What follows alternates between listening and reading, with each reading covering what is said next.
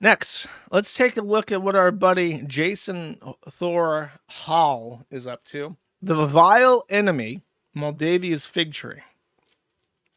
This is an old clip, and he's doing something that I'll explain. Okay, but let's just see what he's up to.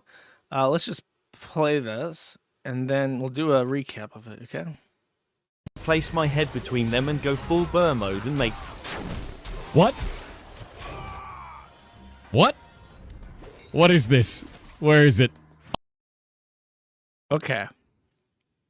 The vile enemy, Moldavia's fig tree, had at one point in time made so much money in one day on Twitch that he broke the all-time subathon record on Twitch. A subathon is when you pretend to be doing a community event, but the community event is literally just to give you money.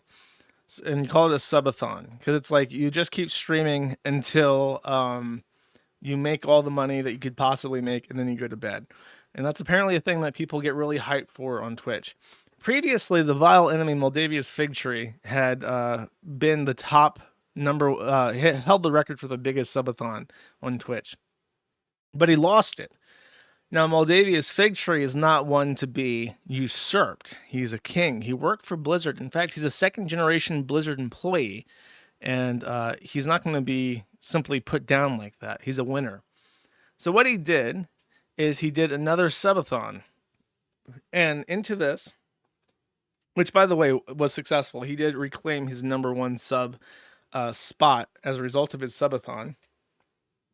And while doing that, apparently nobody noticed this until the legions of Ross combed through his stream history and found this. It's kind of hard to see because of how my monitors are set up, but he's talking to a guy who identifies as a copyright attorney, but from my understanding, he's actually not as accredited as he likes to pretend. It says here, let me open this on a different screen actually so I can see what the fuck is on it. It's really, really tight.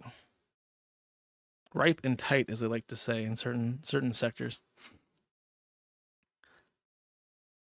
Okay, he says, let me know if you do. Bits is going to be the best way to do it due to the return if you need to save it. Why does he care how people are paying him for his subathon?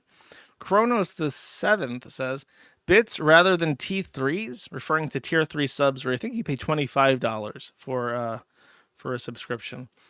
PirateSoftware says T3s might be better, don't know. Bits is an 82% return when you buy them in bulk. Have you bought any yet? Kronos, what are they talking about? This is supposed to be a community event about getting people to get on the sub train, right? About people. Kronos the 7th says, I've done 100 T1s on my personal. Ready to do 40 T3s on an alt. Can do bits instead or both. Kronos says, did 50k bits at 20 seconds left. It says, oh, okay. What is the alt account? And then it says, serendipitous bean. Where's the beef? And then he says, didn't mention this to the mods either. Now the challenge is to clear the queue. Chat. If I didn't know better, the vile enemy, Moldavia's fig tree, in his record-breaking subathon that is the current #1 record for most subs generated in a single stream, was in fact a put upon, where he actively conspired with other Twitch streamers to falsely donate to himself in order to achieve that record. In fact, considering what has the highest return on investment, because if you donate bits instead of subs, then you get 82% of your money back. So it appears that the vile enemy Moldavia's fig tree, who was famous for having the #1 subathon of all time, in fact, literally faked that. He faked not only being a Blizzard employee that did work on World of Warcraft, he not only faked his voice, he not only faked his coding chops and his indie game credentials, he appears to fake even his subathons, chat. The vile enemy has no limits to what he will lie about, as it seems. And this was only discovered because he went after poor Ross of Accursed Farms. In fact, The vile enemy Moldavia's fig tree is so vile and so capable of lying that even those in his vicinity are liars. As it turns out, the person he's talking to, Kronos, who identifies as a copyright attorney, might not even be a copyright attorney. So his credentials were put under scrutiny because of this little event. And as it turns out, he might not be what he says he is either, despite his I believe this is the guy, by the way, that I can't remember exactly what this was, but I think he consulted some it was the first time that he was in the news. It was when he went after that indie game that was parroting streamers, and he said, I'm talking to a real copyright attorney who tells me that using my voice is a copyright infringement. This is the guy. This is the guy that told him he could sue that indie game for using his voice, even though it was clear-cut fair use parody, because he's not a real copyright attorney. So that's why this guy is familiar, because he solicits him for advice on what fucking indie game developers to bully into submission. Fascinating. And after this news came out, by the way, he says, no stream today, woke up feeling gross, back tomorrow, to which he received 50 tranny flags and 30 gay flags and 25 rainbows and 11 German flags in the ultimate disrespect. So I think that trannies, whenever they get like in everyone, I imagine them like vent zombies, they're like gooning, and then they hear doot doot, and they like click over immediately, and they're still stroking it with their left hand, and they just, without even reading the post, they just put a tranny flag sticker on it. It's kind of like when you see pictures on Twitter of like women's restrooms, and it's just like a tranny flag sticker, and then like the carved in words, a tranny peed here and nobody got hurt. It's like that. They just got to make sure you know that a tranny was there and tranny read your post and reacted to it, even if it has no association to the content whatsoever. So this, he was called a tranny by his community, basically, because that's what he's cultivated, because he's a fucking loser. And he dipped. Meanwhile, the hero of the story, Ross, reached his 1.4 million European signatures for the Stop Killing Games initiative. That was his stretch goal. Even he at some point bumped it up and said, there was so much activity that he was afraid that even 1.2 million wouldn't be enough.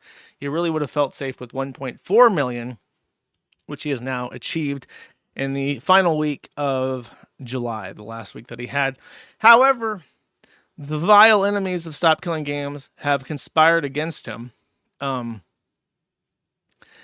particular, there is an anonymous complaint against the Stop Killing Games, which was called at launch Stop Destroying Video Games, but then it got reworked to Stop Killing Games. An anonymous complaint which alleges a violation of disclosures in the initiative. Effectively, Ross had said in one of his videos that he put in tons and tons and tons of hours of work promoting his initiative. And the gist of the complaint is that, here's the exact quote from the article. There have been many weeks on the campaign where I've been working 12 to 14 hours a day to keep this thing moving to get signatures. And I've been running a rickshaw carrying people to the destination. So he's saying I put in tons of my own hours volunteering time to this initiative. And they even break down and say it's about 2,000 hours tops, just roughly guessing, which could be up to 150,000 euros of professional contribution. Ross, not being a European, means that this is outside the EU contribution, undeclared 150,000 euros of professional marketing that was not disclosed to the European Union. So this anonymous complaint, which broke down his admissions of his own hard work, is now being used against him to say that he did not declare, as he should have, the amount of monetary assets he was being put forward to this, because he didn't factor in his own time in the process. So therefore, the 1.4 million signatures promoting this were illegally obtained, and the whole initiative should be thrown out. Is this mauled? It could be mauled. It's anonymous. So it could be industry people. It could be some asshole. It could be the vile enemy Moldavia's fig tree. But I'll tell you this. If the EU throws up this initiative because of this fucking bullshit, because of 150,000 euros of undisclosed volunteer work by the guy that started it, the EU is a fucking joke, and anyone who has any hope for the EU ever doing anything useful ever again is a fucking retard. And I will never, ever, ever talk about any EU fucking anything ever again. Like, this is the most pathetic, lazy attempt to discredit 1.5 million people supporting something I've ever fucking seen. It's actually just sickening. Which it's just like, these big businesses are just fucking evil, chat. They're just so evil, and they really fucking hate you, and they just really want you to be cattle. I talked about that Valve thing again, where it's like, we were so spoiled by games companies in the past. We were so spoiled by people who gave a shit and just wanted to make good games that people remember. Like how Left 4 Dead and Team Fortress 2 are like 20 years old at this point, and people still play them. Left 4 Dead and Team Fortress 2 still consistently rank in like the top 100 games on Steam charts because they're still good games, even though they're ancient. And you can, like, the modern game slap that they shovel out on whatever marketplace is just so bad, and it has no longevity because nobody puts any fucking thought into what they do. And they want to keep that gravy train rolling forever. They never want to have to make a game that people can just enjoy. By the way, I found out recently, just because I mentioned it offhand, there are still people who play RuneScape Classic. Classic. Not old school RuneScape. Let me show you what RuneScape Classic looks like in case you don't know.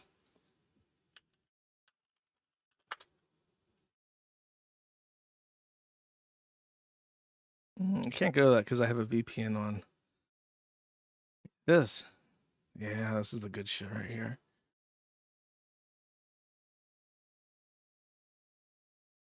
I don't want to play any audio. Here, just look at this. There are still people playing this. At some point, the RuneScape Classic source code got leaked, and this game still maintains like 100 active players at any given time. Like, there are still people walking around playing the old RuneScape Classic. Because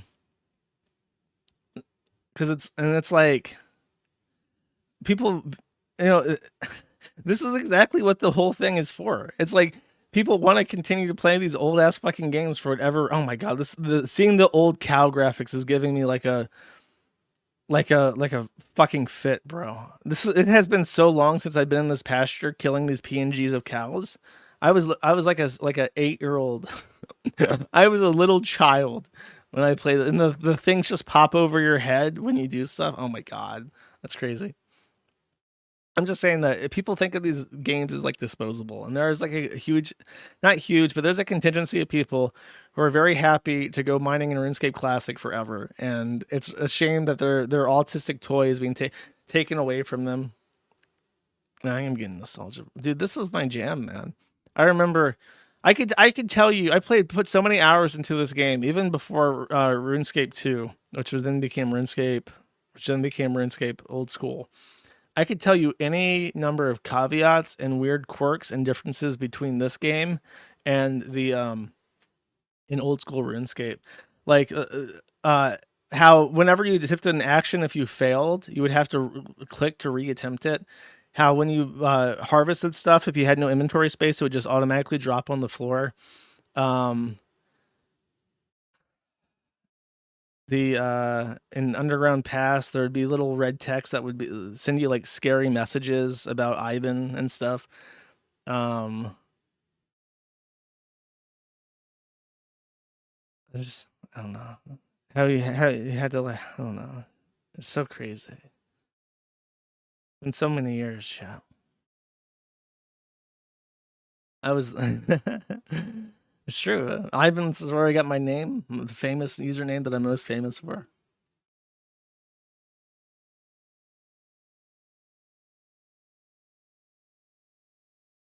Sorry, I was just watching footage of RuneScape. Thank you for watching this clip. This is the CACA Welfare. Remember to like and subscribe.